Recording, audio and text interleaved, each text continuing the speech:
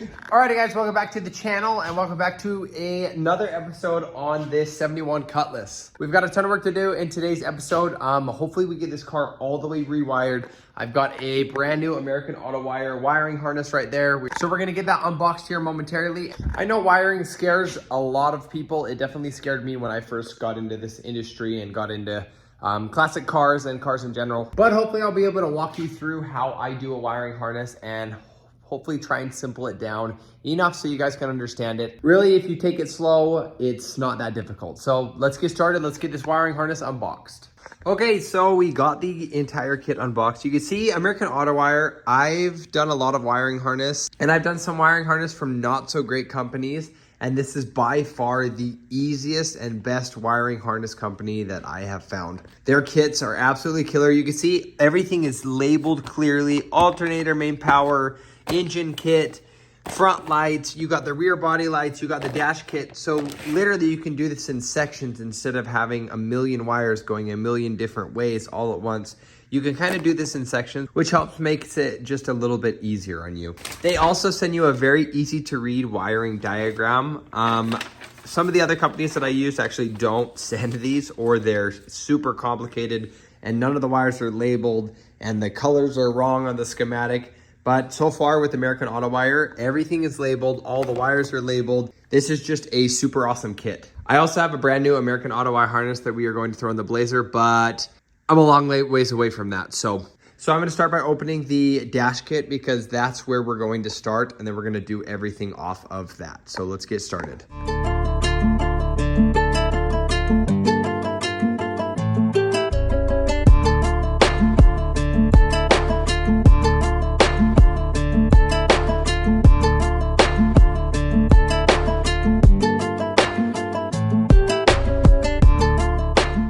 Okay, so got a little bit of progress done. Now, don't get super stressed when you start this. Just focus on one thing at a time. American Auto Wire makes it super easy and they give you a step-by-step on what to do. So you can see first step, locate the OEM bulkhead hole, mount the fuse box with the flasher in the correct position. So that is done. You can see fuse box is right there. It is mounted with the flasher in the lower right position. Next, we got the dimmer switch bolted up, and then I ran the wires to it.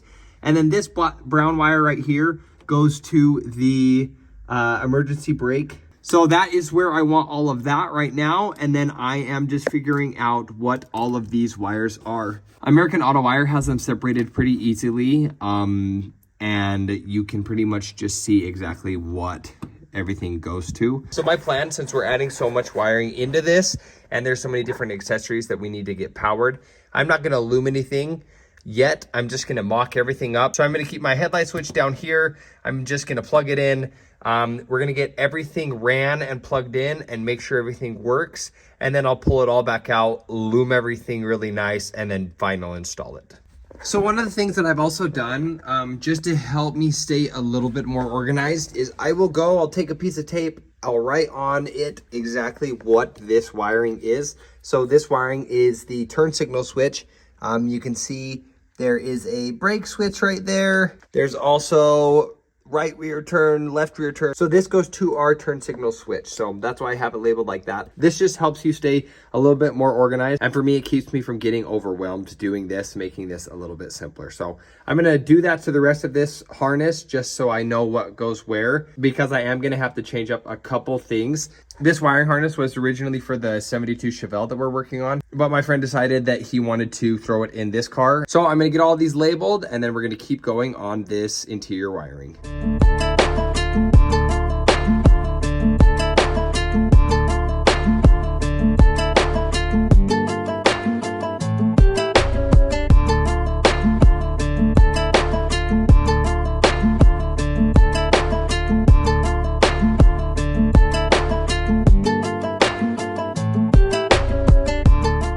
Okay, so I made a lot of progress. I got every single thing labeled. So, I mean, I could grab a random thing. That's my turn signal switch, my lighter.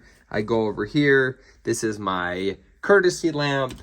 Jump over to this thing. This is my neutral safety switch, my backup switch. So really, I have everything labeled now, so it's super easy to see exactly where it all goes.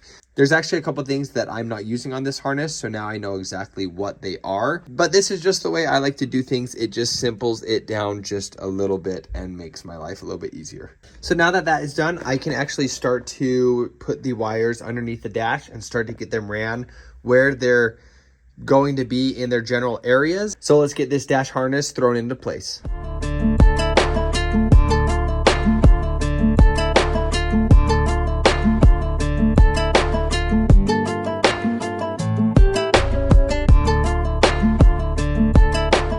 Okay, so started to get all of the dash wiring mocked up into place. You can see this is gauge cluster wiring, so that's kind of right there. And then all of the rest of this is gonna go over here to lighting that goes under the dash, to the switches that are in the doors, to the radio. And so basically I'm just gonna work my way this way. I had to order a couple special connectors so that I can connect everything up, because this is just the mock-up stage and I want to make everything so I can unplug it. So I'm going to be waiting on those connectors to get here. They should be here hopefully in the next couple of days, and then we will get back to work on finishing up the underneath of this dash. Okay, so it's another day back at the shop working on the 71 Cutlass. All of the electrical stuff came in so we can go to town on the wiring harness. So let me show you a couple of things that I ordered. So I ordered most of this off of Summit Racing, and you can clearly see Summit Racing. I ordered heat shrink. I ordered all of my connectors that are also heat shrink, and then these ones just plug into each other. These are a special kit from Eastwood, and I'm actually able to make my own waterproof connections, and I'm going to be using those for all of the headlight connections, all the taillight connections, and then also all of the side marker lights. Basically anything that may see moisture, that's what I'm gonna be using that for. So now we're gonna start doing the wiring underneath the dash. Now what I'm gonna do so that I don't overwhelm myself doing this harness, I'm gonna start pretty much on the driver's side and I'm gonna work my way to the passenger side without doing the gauge cluster. I'm gonna do the gauge cluster last because that's an entirely separate unit. So basically starting, just to make it simple, I'm gonna see what connections I have. So I know over here is my light switch, so I'm gonna be hooking that up. You can see my wiper switch is right there, so I'm gonna be hooking that up. Coming over here, we're actually deleting all of this, so we're not gonna use any of that, but I'm still gonna bundle the wires. That way, when we do vintage air, it'll be easy to hook up. And then the radio will be after that, along with the cigarette lighter. And then there's also some little miscellaneous lights that I'm gonna have to wire. And then you can't forget about the door switches that are on both sides. So that will pretty much be it for the dash wiring. I know it sounds kind of complicated, but if you really just focus on one thing and do one thing at a time, trust me, it'll make your life so much easier. So I'm gonna start on the driver's side and work my way to the passenger side. And then hopefully I will get all of the dash wiring pretty much finished up. And then we will hopefully start on the gauge cluster. So let's get started. Okay, so you can see the first order of business that I have to do is I have to figure out what all of these wires do. This is the stock steering column, so I need to test every single wire pretty much and figure out what it's doing. The way that I'm going to do that is with my multimeter. These are super handy. I bought this one off the Cornwall truck and it has been absolutely amazing. I've had it for about 2 years. Basically how these work and how I'm gonna do this is you can test for voltage on these, but you also can test for ohms right here. So basically what you do is you switch it to ohms and it should say overload, and as soon as I touch these two together, it gives me a signal. So what I'll do is there's gonna be 2 wires pretty much. If this is a wire and this is a wire, when you turn your switch, the wires should connect and send power. And so that's what I'm gonna be testing for. You can do this a couple different ways. It's just a lot safer to use a multimeter than sending power to different things because you may burn them out. I have done that a couple of times, so that's why I bought this.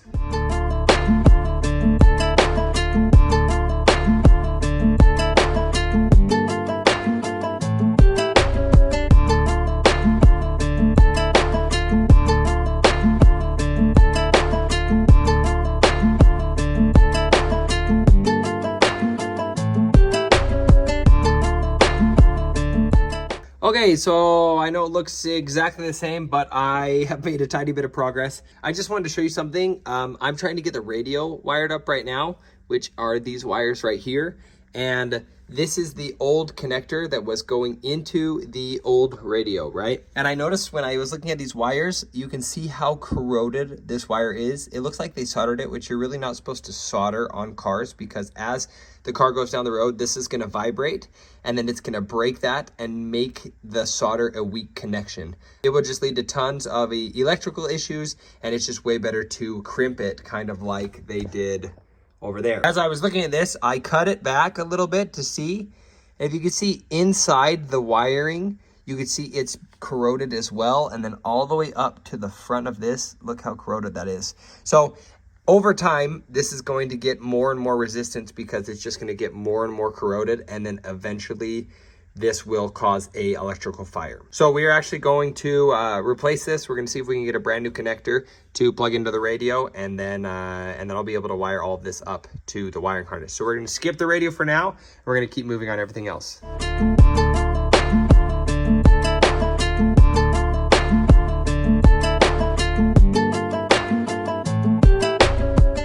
Okay, so let me see if I can show you exactly how I'm testing to see what does what. So this is the neutral safety switch. It's on the back of the steering column, and I'm just trying to figure out what wires are the ones that do what. So you can see there's no connection right there. And basically when I move the gear shifter, it should change. Right now it is in park, which is good because you want power going to the starter in park. So now I moved it to reverse, and you can see nothing. And then when I move it to neutral, you can see there is a connection. So now I went back up to park, and you can see there's still a connection. So those two right there, right here and here, are my neutral safety switch. So that's where the hot is going to go from the ignition to the starter. So also on this, I have to figure out what connections are my reverse lights, because when the shifter is in the reverse position, it is going to send power to my reverse lights. So I'm going to pretty much do the same exact thing to test and see which one it is.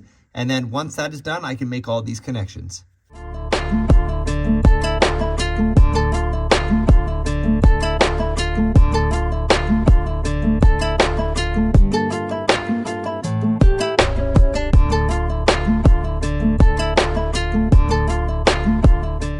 Okay, so I just wanted to show you guys how I test switches. So this is the ignition switch. This is the old one, and it is not working. So I got this new one, and I'm testing it to make sure this one works correctly. You can see these are the positions. So this is accessory, off, ignition, start. And then just to show you on this one, this is how all of the pins are lined up. And I actually have them all noted out here. So you have two 12 volts going right here, and I just have my ohm meter hooked up going to my leads, and then running both of the hot leads. Pretty much ohms is just a signal, so that way you don't burn up your system trying to run hot and ground and all this stuff to it. So having a multimeter and using ohms is super nice and super convenient. So that is what we're doing, is we're just testing for a signal. So this is the hot, which is going to here and here, which is here and here. So this is also a 12 volt, but it's used for accessory. This is just if you want to run like an amp or something, you can run it off of this. So let me get you on the tripod and I'll show you exactly how I test this. Okay, so the way that the ohms work is pretty much when you touch something that senses the signal, it's going to make a beeping noise. So you see it beeps, and then it's telling me that there is a signal there. When it says OL, that just means there's no signal. So I could touch a couple different things and there's nothing. So we're gonna put it in the first position. So it is in the off position right now. I'm gonna put it into the accessory first. And then you can see accessory is this middle one right here. So it's that one. So we're gonna touch it, which is perfect. So it's working. And then when we go to off, it should turn off, which is perfect. So next I'm gonna test my ignition, which is either here or here. So I'm gonna go down to this part. Okay, so now I'm gonna hook it onto the ignition right here and put it over into the ignition switch, which is right there. And now the last one we wanna test is our start, which is right here. So we're gonna put it to start. And when we push over, it turns on momentarily. When you let go, this one is springed. So when you let it go, it cuts the signal. So that is it, and that is how I test my switches and all of my other accessories to make sure they work correctly. It's a lot easier to do this instead of trying to figure out all the electrical stuff. when it's in the car. This just kind of eliminates problems in the future. So now that I know exactly what the switch does and that it's a good switch, we're gonna get it thrown in the car and continue wiring underneath the dash.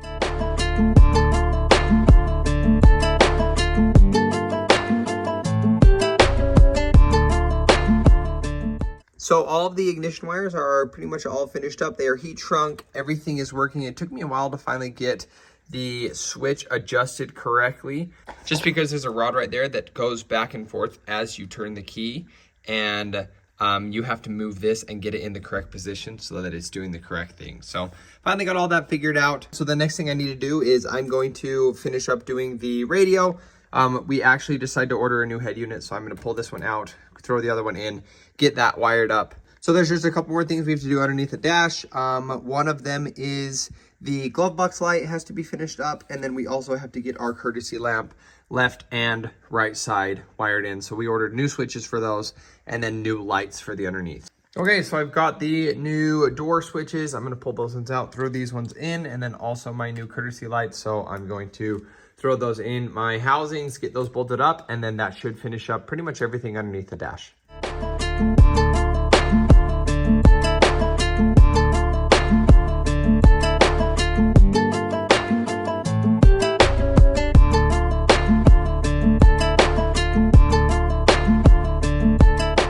Okay, so I got the bracket built for my Dakota Digital computer. So this is just I'm gonna weld these holes up underneath the dash onto the firewall, and then I'll be able to just set this right here and screw some bolts into those 2 riv nuts that I put in. So I'm gonna get this painted quick, and then we're gonna throw it on the dash, get it all welded in, bolt the computer up, and then we're gonna start running all of the wires to the Dakota Digital gauge cluster.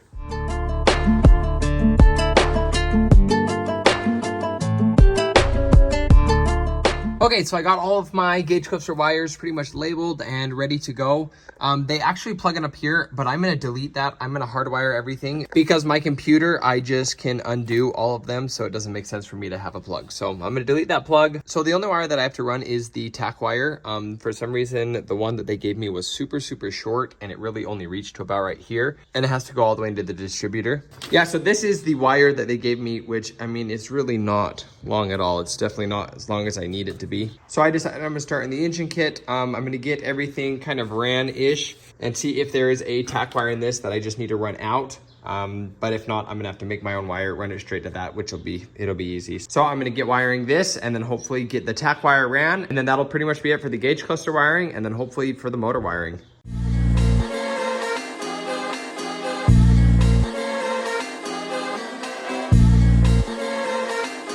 Okay, so now that the computer is under the dash, I'm going to start running all of my wires for my sensors. These are all of these sensors that go to the motor. This goes onto my trans, and then these ones go to my motor to tell me oil pressure and my temperature. So I'm gonna get these sensors thrown on, and then I'm gonna get all of my wires ran underneath my dash and start to bundle everything with my engine wiring harness. Okay, so got all these sensors in. You can see this is the temperature sensor right here, which goes right into the intake manifold. Right underneath here, you can see off of this, so right there is my oil pressure sensor. And then if we go under the car to the transmission, you can see the speed sensors right there. So now that all the sensors are in, I'm gonna get all my plugs, plug everything up, route all the wires under the dash to the computer.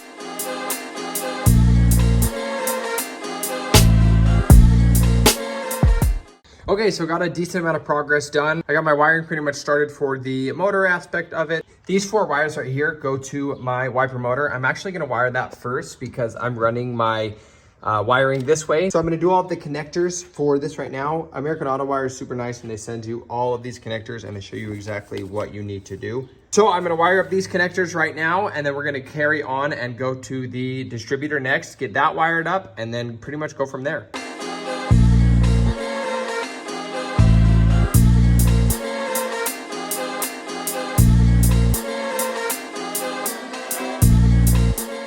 Okay, so got the wiper motor all the way finished up. It's just these 5 wires right here. And you can see where I'm running this green tape.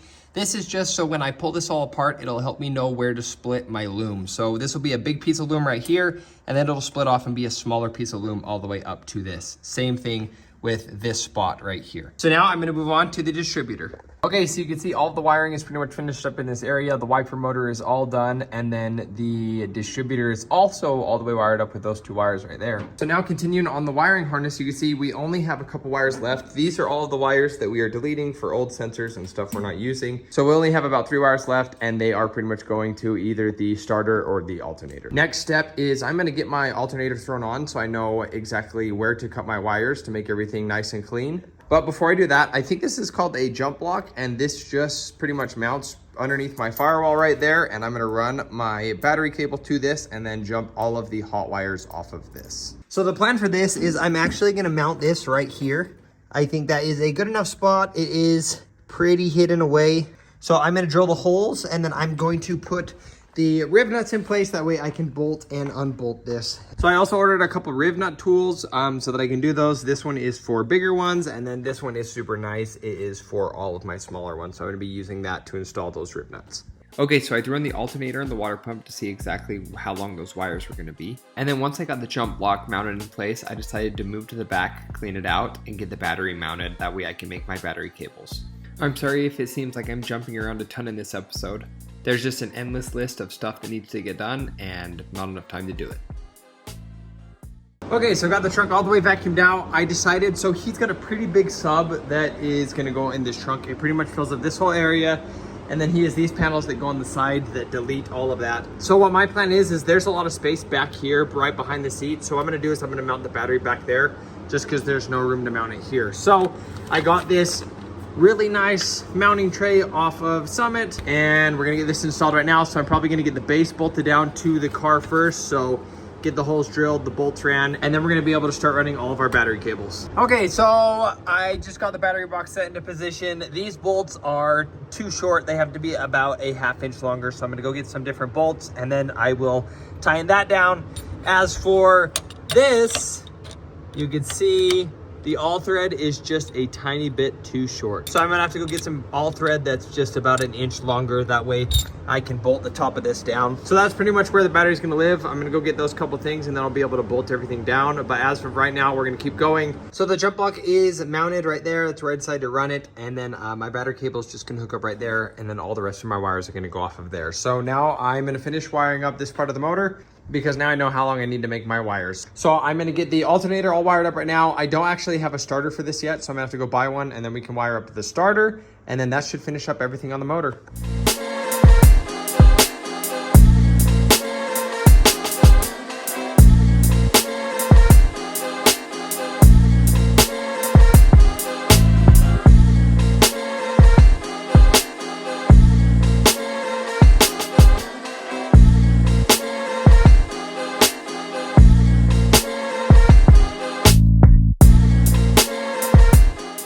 Okay, so I got the wheel off, the wheel housing out, and I got everything mounted. Now this is just mock-up, so these are the relays for my fans for my radiator, and then these are my main fuses that's gonna go to my starter and to my alternator.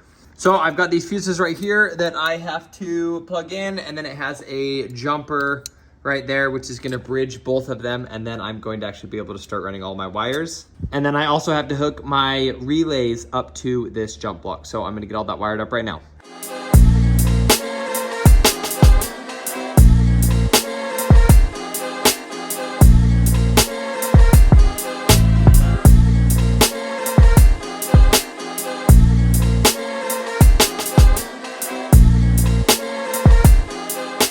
Okay, if you can't tell, I've gotten a decent amount of work done. Everything is mock wired up all the way up there. My relays and everything are plugged in. All of the wires are ran, so I've got the wires to the fans that are gonna go underneath and then up. I'm gonna zip tie them up underneath, that way you can't see them.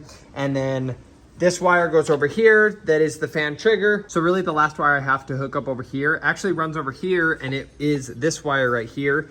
It's gonna run to a temp sensor that's gonna plug in right here, and that's just gonna tell the fans to turn on and off. So we are looking good. Pretty much everything over there is finished up. I still have to get my starter ordered. I'm probably gonna go pick that up tonight, and then I'll be able to get that wired, and then all of that over there is pretty much finalized. So now it's time to get all of my lights and front accessories all wired up. pretty cool. We're almost done with the front end. So I was waiting on these connectors to come in. So this is what I'm going to use. It just has a male and a female connection. And then I also have 2-pin ones. So I'm going to use those for my plugs. That way everything is going to look really nice. And it's going to be waterproof inside the engine bay, which is important. But I'm about ready to get started. So let's get started on wiring up the headlights and hopefully finishing up the front end of this Cutlass.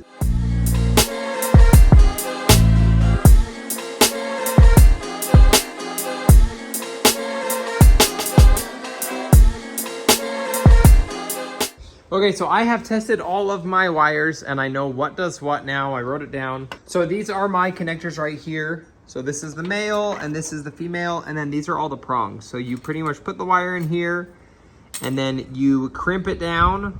And then this is the other side that you crimp it down. You can say this side slides into this side right here, and then these flip over the wire. That way it seals it and it makes it waterproof. So I'm gonna show you guys how I do this. So first off, you're going to use some wire strippers to strip the ends of the wire. Now you do have to have some specialty tools to do these plugs. These are some crimpers that I got from Eastwood. Now there are tons of different dies that you could swap out on the end for different applications. These crimpers are super nice because they do not release until you crimp them all the way down, so that ensures you have a tight crimp every single time. So once the wires are stripped, there's a little rubber grommet that you can slide onto the end of the wire. Once that's on, all you have left to do is slide the pin into place, ensuring that the rubber grommet flange is inside the pin. This ensures it stays in place when you push it into the connector and will keep the water out. Now this is a very time-consuming process, but in the end I think it really is worth it. So now this is what it looks like once all the pins are crimped down in place. You can see they hold that rubber gasket on the end. That way it creates a watertight connection. Now they actually click into place. That's how you know that they are all the way in. Overall, I'm really happy with how these look. It really makes it look like the wiring harness came like this from the factory. I'm always looking for ways to improve my skills and improve the product I can produce, and I'm really glad that I tried these out. Okay, so now that all of my headlights are all completely wired up, what I'm going to do now is I'm going to turn my attention to this last bit of wiring I have at the front of this car. If you remember, I already started doing my wiring here. These are my high beams, my low beams, and then my left turn. Right turn is this blue one, so I'm going to run it over to the passenger side, and then these are all of my running lights. So these headlights also have a running light in them. It's this outer piece that it turns white. So I'm actually going to run these to my headlights as well, and then to all of the marker lights that are on the side right down there. So I have 2 connections here, 1 connection on the side, and that will be all my running lights up front, and then same thing on this other side. So that's why they give you 2 long wires, just because you're going to cut it up and use it. So let's get the last of this wiring all finished up.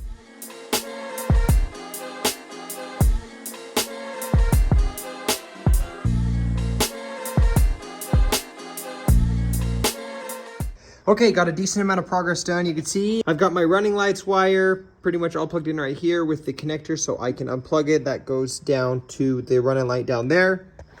And then I have all of these wires separated. These are going to my headlights. So I also ran all of my ground wires off of that same one, and then I ran them back into the actual harness. That way it's just gonna look a little bit cleaner. So now what I'm gonna do is I'm gonna put on the female connections for my plug, and then they will pretty much be ready to plug into the headlights.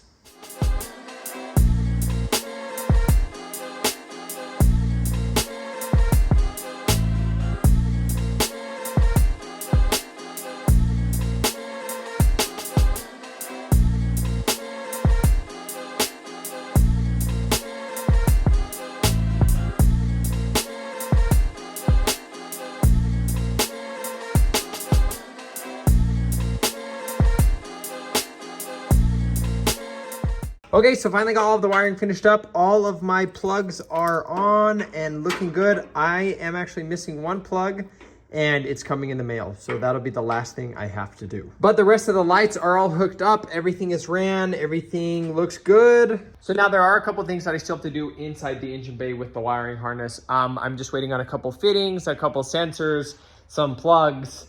That's kind of how it goes when you're building a car like this. You really don't know what you need until you actually need it. So that's honestly why I keep jumping around. I hope it doesn't bother you guys, but like we were doing the battery tray and then I didn't have the bolts, and I have to get those bolts Monday, and then I don't have the right connectors for the battery cable, so I can't run those yet. So I had to finish up the wiring up here, and I can't finish sensors because I'm missing plugs. And so pretty much I'm just trying to keep going and keep progress going while I wait for those parts. All those parts should be here this upcoming week, and then I'll be able to completely finish everything up here.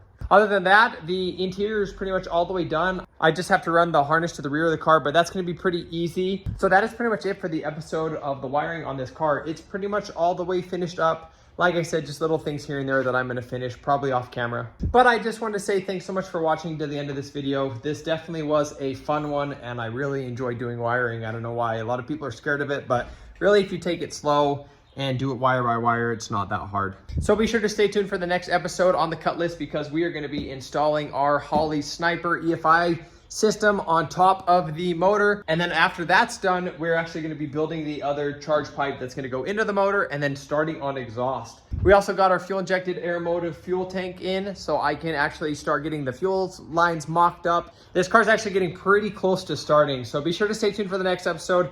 I don't think it'll start next episode, but I'm thinking the episode after that, it's gonna be really, really close. So just once again, thanks so much for watching. Be sure to subscribe and let me know what you guys think about this build in the comments. And be sure to follow all of my other socials to stay updated on all of the updates on this car. So on that note, thanks so much for watching, and I'll see you guys next time. Peace out.